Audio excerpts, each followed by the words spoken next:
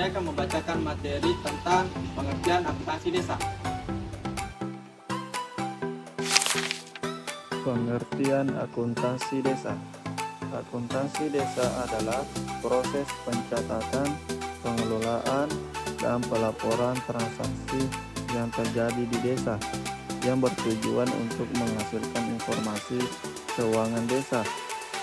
Informasi keuangan desa ini kemudian digunakan oleh berbagai pihak yang berhubungan dengan desa, seperti masyarakat desa, perangkat desa, pemerintahan daerah, dan pemerintahan pusat.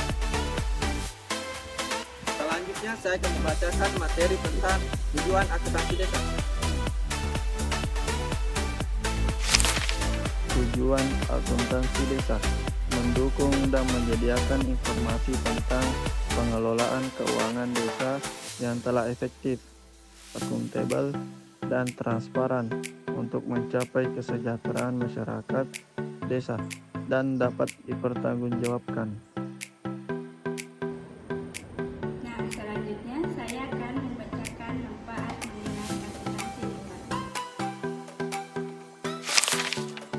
Manfaat akuntansi desa. Yang pertama, transparansi keuangan, yaitu menunjukkan kepada masyarakat tentang penggunaan dana desa. Yang kedua, akuntabilitas, yaitu memberikan laporan yang bertanggung jawab atas penggunaan anggaran. Yang terakhir, yang ketiga, perencanaan anggaran yang tepat, yaitu membantu merencanakan dan mengalokasikan anggaran secara efektif. Baik, selanjutnya saya akan memaparkan materi tentang dasar hukum dan prinsip dasar akuntansi desa. Dasar hukum akuntansi desa. 1. Undang-Undang Nomor 6 Tahun 2014 tentang Desa menyebutkan tentang kewenangan desa dalam mengelola dana desa. 2. Permendagri Nomor 113 Tahun 2014 tentang pengelolaan keuangan desa mengatur lebih rinci mekanisme pengelolaan keuangan desa. 3. Peraturan lain yang terkait, termasuk peraturan pemerintah, peraturan bupati, atau peraturan daerah yang mengatur lebih lanjut tentang pengelolaan dana desa. Prinsip dasar akuntansi desa. 1. Transparansi. Semua transaksi keuangan harus jelas dan dapat diakses oleh masyarakat. 2. Akuntabilitas. Laporan keuangan harus menunjukkan tanggung jawab pengelolaan keuangan desa. 3. Partisipatif. Melibatkan partisipasi masyarakat dalam perencanaan anggaran. 4. Keberlanjutan. Pengelolaan keuangan yang berkelanjutan untuk kesejahteraan jangka panjang desa. Nah, selanjutnya saya akan memaparkan materi mengenai komponen keuangan desa. Komponen keuangan desa.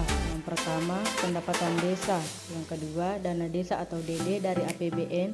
Yang ketiga, alokasi dana desa atau ADD dari APBD.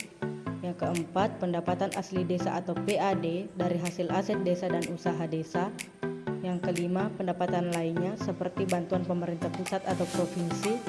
Yang keenam, belanja desa. Ini digunakan untuk pembiayaan pembangunan, operasional, serta pemberdayaan masyarakat. Yang ketujuh, pembiayaan desa, termasuk sisa lebih anggaran yang dapat digunakan untuk pembiayaan di tahun anggaran berikutnya. Selanjutnya saya akan memaparkan materi mengenai siklus akuntansi desa. Siklus akuntansi desa. Yang pertama, perencanaan anggaran. Ini bertujuan untuk menyusun rencana anggaran pendapatan dan belanja desa atau APBD yang melibatkan masyarakat.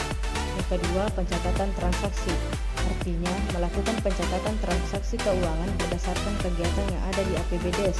Yang ketiga, pembukuan.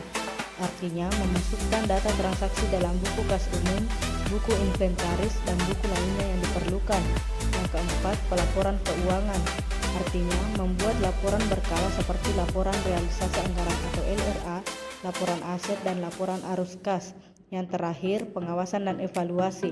Artinya, mengawasi dan mengevaluasi untuk memastikan dana desa digunakan dengan benar. Selanjutnya saya akan membacakan materi tentang laporan keuangan Laporan Keuangan Desa. 1. Laporan realisasi anggaran atau LRA menggambarkan realisasi pendapatan dan belanja dibandingkan dengan anggaran. Yang kedua, laporan aset desa menunjukkan nilai kekayaan desa termasuk tanah, bangunan, dan peralatan. Yang ketiga, laporan arus kas menunjukkan arus masuk dan keluar kas desa untuk periode tertentu. Yang keempat, catatan atau laporan keuangan CAL menyajikan informasi tambahan untuk membantu pemahaman laporan keuangan. Selanjutnya saya akan membacakan materi mengenai tantangan akuntansi desa. Tantangan dalam akuntansi desa. 1. Keterbatasan sumber daya manusia, kurangnya staf yang terlatih dalam akuntansi. Yang kedua, keterbatasan teknologi. Masih banyak desa yang belum menggunakan sistem pencatatan berbasis teknologi. Yang ketiga, risiko penyalahgunaan dana. Risiko korupsi atau penyalahgunaan dana akibat kurangnya pengawasan. Yang keempat, keterbatasan pemahaman masyarakat. Rendahnya pemahaman masyarakat tentang pentingnya transparansi keuangan.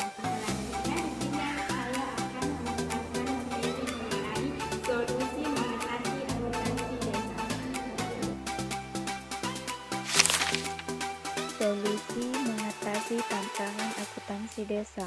Yang pertama, pelatihan SDM. Meningkatkan keterampilan perangkat desa dalam akuntansi dan pengelolaan keuangan. Kedua, pemanfaatan teknologi informasi. Menggunakan aplikasi atau software keuangan desa. Ketiga, pengawasan berjenjang. Melibatkan pemerintah daerah dan masyarakat untuk mengawasi pengelolaan dana desa. Yang keempat, peningkatan partisipasi masyarakat. Melibatkan masyarakat dalam musyawarah desa agar lebih memahami penggunaan dana desa.